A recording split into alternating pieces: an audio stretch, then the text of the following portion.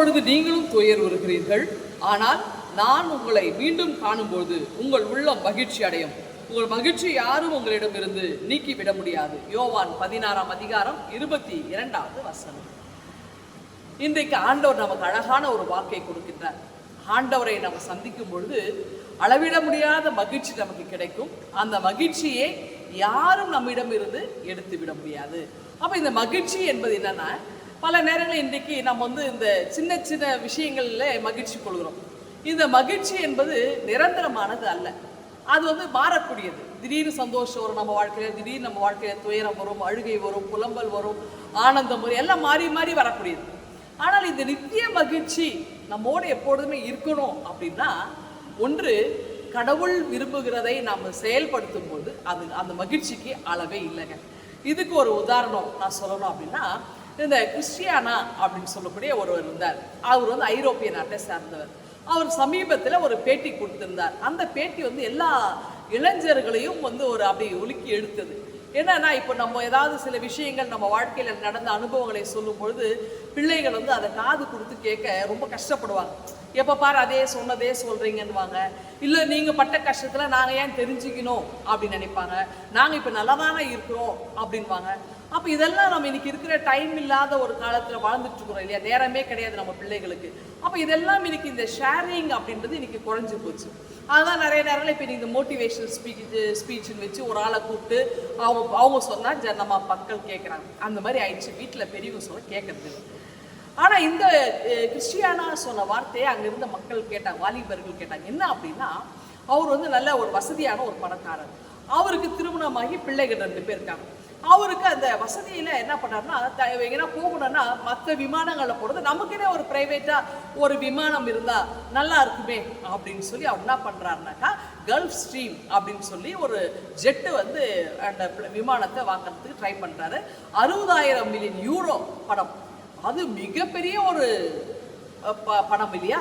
அப்போ அந்த 60,000 அந்த யூரோஸை கொடுத்து அந்த பணத்தை அவர் வாங்கணும், அந்த ஒரு ஜெட் பிளைனை வாங்கணும் அப்படின்னாக்கா, அவர் என்ன பண்ணால் இதுக்கெல்லாம் பிளான் பண்ணிவிட்டு அவங்க வீட்டில் ஷேர் பண்ண அவங்க அம்மா கிட்ட சொல்லிக்கிறார்.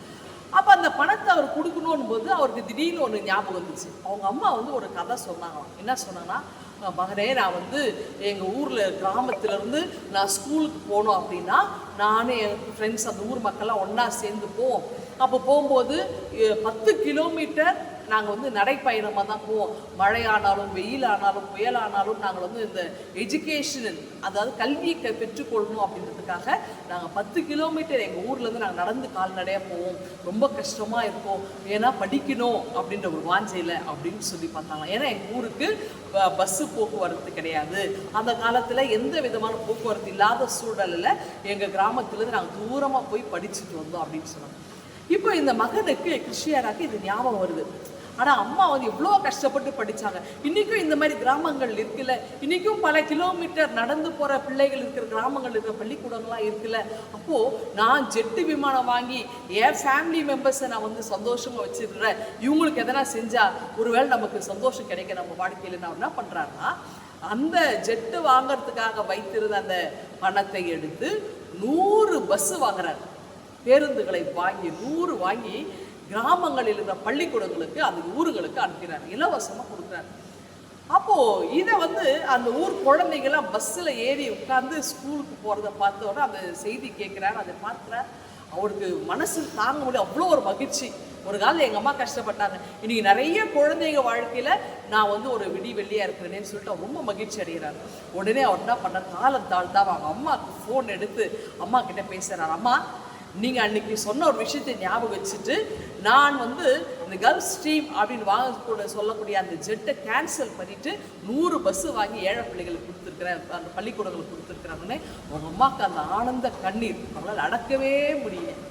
பாருங்கள், இப்போது மகனும் மகிழ்ச்சி அடைகிறார், மகனுடைய குடும்பம் மகிழ்ச்சி அடைகிறது, கேட்ட தாயாரும் மகிழ்கிறார். ஒரு விமானத்தை வாங்கி ஒரு குடும்பம் மட்டும் சொகுசாக வாழ்றதை விட 100 பேருந்து வாங்கி கொடுத்து அந்த பகுதியில் இருக்க எல்லா குழந்தைகளும் மகிழ்ச்சியாக இருக்கிறத பார்க்குறாங்க. இதுதாங்க கடவுள் விரும்பினது. தனி மனித சந்தோஷம் இல்லை, ஒரு கூட்டு மகிழ்ச்சியில கடவுளும் மகிழ்கிறார். அப்போ நம்ம மகிழ்ச்சியாக இருப்பதற்காக பெறப்படுகிற செலவு பண்ணுறோம்ல, அதெல்லாம் மகிழ்ச்சி தராது. மற்றவங்க கொடுக்கும் பொழுதுதான் உண்மையான மகிழ்ச்சி இருக்கும். அப்போ கொடுத்து வாழ்ந்து பாருங்கள், அதிலே உங்களுக்கு நிரந்தர மகிழ்ச்சி கிடைக்கும். ஆக ஆண்டவர் சொல்கிறார், இந்த மகிழ்ச்சியை யாரும் உங்களிடம் இருந்து எடுக்க முடியாது. 4 பேருக்கு நாம் நல்லது செய்வோமா, 4 பேர் கொடுத்து வாழ்வோமா, நீங்கள் வாழுங்கள், பிறருக்கு கொடுத்து வாழுங்கள். இந்த சிந்தனையோடு இந்த நாளை துவங்குங்கள். ஆண்டவர் உங்களை ஆசீர்வதிப்பாராக. ஆமென். எங்கள் அன்பின் ஆண்டவரே, நாங்களும் பிறருக்கு கொடுத்து வாழ எங்களுக்கு நீர் கற்றுத்தாரும். மீட்பர் இயேசுவை ஜெபிக்கிறோம் எங்கள் அன்பின் ஆமென்.